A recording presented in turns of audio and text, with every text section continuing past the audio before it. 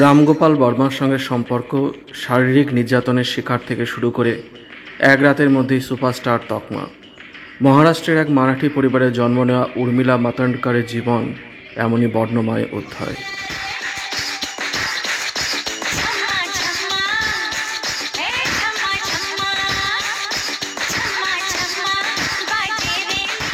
মাত্র 6 বছর বয়সে মারাঠি ছবি জাকল দিয়ে ফিল্মি দুনিয়ায় হাতেখড়ি হয় তাঁর। ছোট থেকেই শখ ছিল অভিনেত্রী হবেন। তার দিদিও সিরিয়ালে অভিনয় করতেন। প্রথম হিন্দি ছবি শ্যাম বেনেগল পরিচালিত কালিযুগ, রেখা রাজবব্বরের মতো অভিনেতাদের সঙ্গে এই ছবিতে কাজ করার সুযোগ হয় তার। তখন যদিও তিনি খুবই ছোট, সালটা 1983। উর্মিলা অভিনয় করেন শেখর কাপুর পরিচালিত ছবি মাসুমে। এই ছবিতে লকড়ি কি কাঠি গানটি তার উপরই আধারিত ছিল। প্রাপ্তবয়স্ক অভিনেতা হিসেবে উর্মিলার প্রথম হিন্দি ছবি নরসিংহ। এই ছবিতে উর্মিলা ছাড়াও ছিলেন সানি দেওল, ডিম্পল কাবাডিয়া এবং ওম পুরীর মতো অভিনেতা।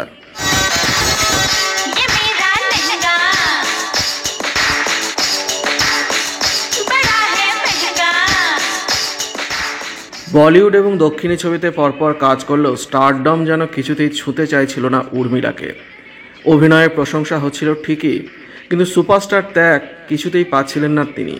এই অবস্থায় তার জীবনে আবির্ভাব ঘটে পরিচালক রামগোপাল বর্মার। 1992 সালে রামগোপাল বর্মা ঠিক করেন দ্রোহী বলে একটি ছবি বানাবেন। এই ছবিতে তার প্রথম পছন্দ ছিল মাধুরী দীক্ষিত, কিন্তু ডেট ম্যাচ না করায় সেই ছবি নাকচ করে দেন মাধুরী ফিরিয়ে দেওয়ার পর উর্মিলাকে সেই ছবির অফার দেন তিনি। এরকম একটি অফারেরই সন্ধানে ছিলেন উর্মিলা। তিনি শোনামাত্র রাজি হয়ে যান। উর্মিলার শরীরে হিল্লোল দেখে রাম তখনই ঠিক করেন একে নিয়ে আরও ছবি বানাবেন তিনি। তার সৌন্দর্যে অবাক হয়ে যান পরিচালক।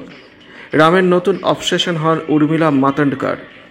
একটি নাচের দৃশ্য থেকেই জন্ম হয় পরিচালকের নতুন আইকনিক ছবি রঙ্গিলার। একদিকে জ্যাকি শ্রফ, অন্যদিকে আমির খান, দু সুপারস্টারের মাঝে জায়গা হয় উর্মিলার। আর সেজন্যই 1995 সালের 8ই সেপ্টেম্বর রঙ্গিলা মুক্তি পেতেই চারিদিকে হইচই পড়ে যায়। দর্শকদের নতুন ক্র্যাশের নাম মিলি ওরফে উর্মিলা।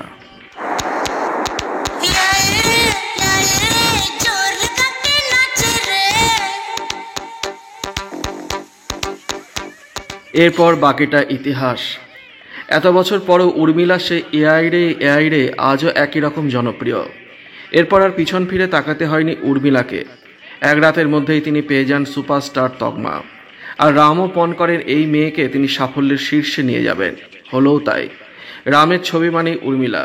তিনি ছাড়া ছবি করার কথা প্রায় ভুলেই গিয়েছিলেন রামগোপাল বর্মা। ইন্ডাস্ট্রির বন্ধুদের কাছে বলে বেড়াতেন উর্মিলা তার কাছে লাকি চার্ম।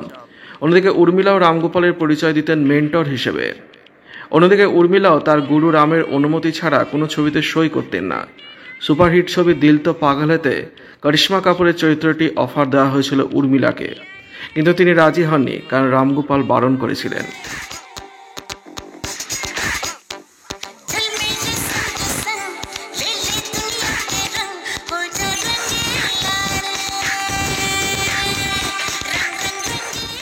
রামের সঙ্গে উর্মিলার সম্পর্ক নিয়ে সে সময় সরগরম ছিল বলিউড। মুখে গুরু শিষ্যা বললেও তাদের সম্পর্ক যে আরও গভীর তা বুঝতে কারো অজানা ছিল না। খবর পৌঁছয় রামগোপালের স্ত্রীর কাছে। শোনা যায় স্বামীর এই বিবাহ বহির্ভূত সম্পর্কের কথা শুনে নিজেকে স্থির রাখতে পারেননি তিনি।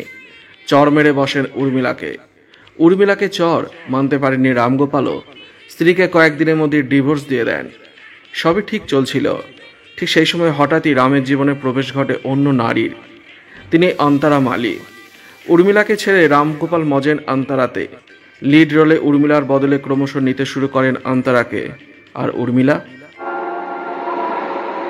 तुमने अपनी शादी की बात मुझसे क्यों छुपाई? हम दोनों एक दूसरे को जानते हैं जय।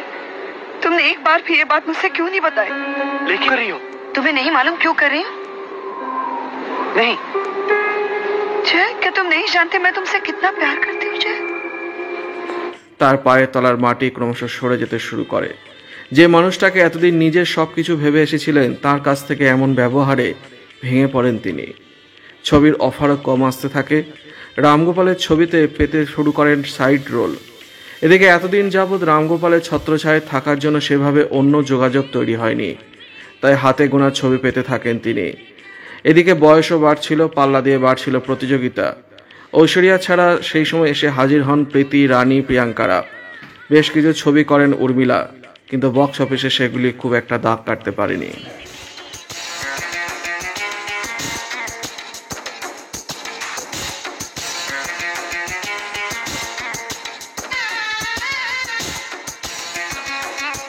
অবশেষে 2016 সালে মহসিন আক্তার নামে এক কাশ্মীরি ব্যবসায়ীকে চুপি চুপি বিয়ে করেন উর্মিলা। সেই সাদামাটা বিয়েতে বলিউডের বন্ধু বলতে উপস্থিত ছিলেন ফ্যাশন ডিজাইনার মানিশ মালহোত্রা। মানিশের এক হাউস পার্টিতেই প্রথমবার মহসিনের সঙ্গে আলাপ হয় উর্মিলার, কিন্তু কানাঘুষো শোনা যায় সেই বিয়ে খুব একটা সুবিধের হয়নি। মহসিন নাকি তার উপর শারীরিক নির্যাতন করতেন। যদিও উর্মিলা এই নিয়ে প্রকাশ্যে কোনোদিন কিছু বলেননি, জানাননি কোনো অভিযোগও। গত বছর উর্মিলা যোগ দেন রাজনীতিতে। লোকসভা নির্বাচনে কংগ্রেসের টিকিটের লড়াইও করেন, কিন্তু ভোটে হেরে যান। সময়ের সঙ্গে সঙ্গে হারিয়েছে জনপ্রিয়তা। রঙ্গিলা গার্ল আজ হারিয়ে গিয়েছেন গ্ল্যামারের অন্ধকারে। ভিডিওটি ভালো লাগলে লাইক করবেন, শেয়ার করবেন, কমেন্ট করে আপনার মতামত জানাবেন, আর অবশ্যই সাবস্ক্রাইব করবেন বাংলার মুখ। ধন্যবাদ।